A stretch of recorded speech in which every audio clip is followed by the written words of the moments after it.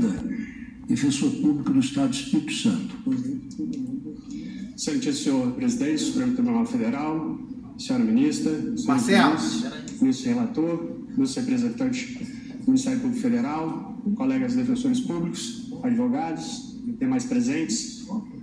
Inicialmente, a Defensoria Pública do Estado do Espírito Santo agradece ao ministro relator a oportunidade e destaca que o objetivo da nossa sustentação não é trazer destaques meramente processuais, que já foi muito bem feito pelo colega que me antecedeu. O objetivo aqui é trazer aos senhores os resultados práticos obtidos no Estado do Espírito Santo e os benefícios que foram alcançados com a implementação da audiência de custódia. Como os senhores sabem, o Estado do Espírito Santo foi o segundo Estado a implementar o projeto. No próximo dia 22, estaremos fazendo 3 meses de implementação do projeto. E nesses 3 meses, foram mais de 1.600 apresentações de custodiados ao defensor e ao magistrado. Sendo que dessas apresentações, 50% foram convertidas em prisão preventiva e outros 50% houve a possibilidade de se responder ao processo em liberdade.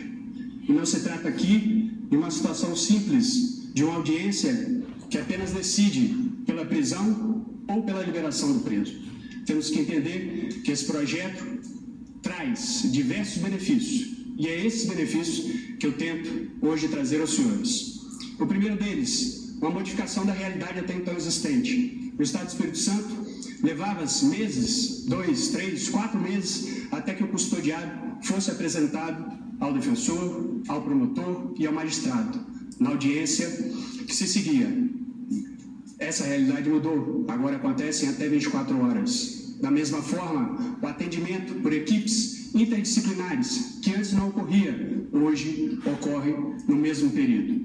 Ou seja, o custodiado deixou de ser apenas um registro no auto de prisão em flagrante e passou a ser visto pelo sistema de justiça como um ser humano.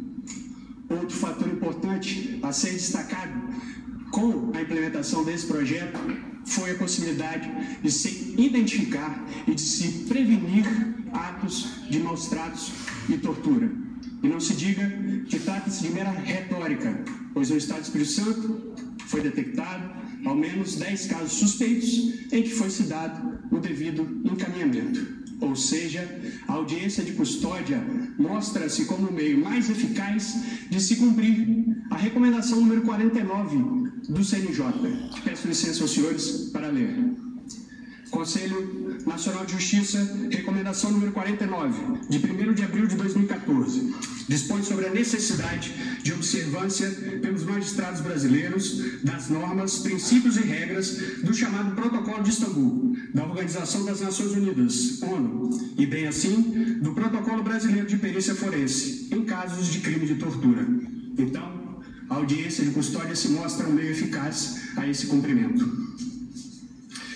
Ademais, a Defensoria Pública do Espírito Santo vem buscando agregar valores a esses projetos. E eu queria deixar aqui para os senhores 2 exemplos. O primeiro, com a audiência de custódia, há uma entrevista anterior com o defensor público na sala da Defensoria e que, através de um formulário padrão que foi elaborado pela Defensoria, são detectados diversos dados qualitativos, quais sejam, quais os crimes cometidos, aonde, bairro, município, qual a idade desses custodiados, de onde vêm, se estudam, se trabalham, se existem testemunhas dos fatos, ou seja, dados que vão propiciar não só um pedido de liberdade, uma futura defesa processual, bem como também uma pesquisa qualitativa que será devolvida ao Estado, onde o Estado, com essas informações, pela primeira vez, com dados estatísticos, poderá efetivar políticas públicas de diminuição da criminalidade. Não com achismo, mas com dados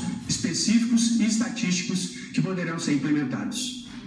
Na outra ponta, a Defensoria Pública do Estado do Espírito Santo vem buscando firmar parcerias com empresas, sindicatos, órgãos públicos, a fim de que, também na audiência, nessa entrevista preliminar, detectando-se custodiados que possam receber qualificação, treinamento, oportunidade de emprego, sejam encaminhados para essas oportunidades.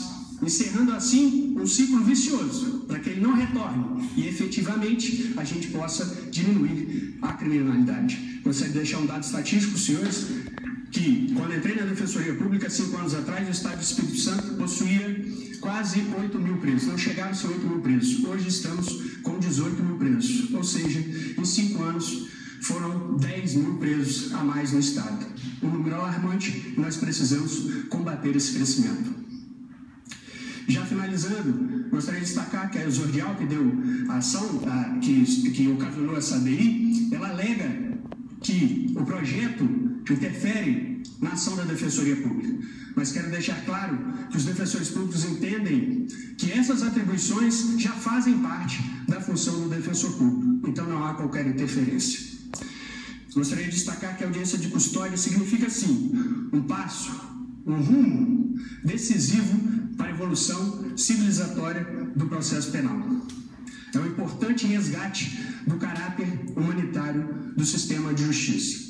E se os senhores permitem, para finalizar, gostaria de deixar para a reflexão de todos uma citação que colocamos na nossa peça, de autoria do nosso ministro Barroso, em que ele diz: quem se perdeu pelo caminho precisa de ajuda e não de desprezo. Toda vida fracassada é uma perda para a humanidade. Por isso mesmo, o Estado, a sociedade e o direito devem funcionar de modo a permitir que cada um seja o melhor que possa ser. Muito obrigado. A Defensoria Pública do Estado do Espírito Santo tem a honra de falar para Vossa Excelência e poder colaborar nesse importante julgamento. Obrigado. Agradeço a Vossa Excelência. Devolvo a palavra ao eminente relator. Senhor presidente,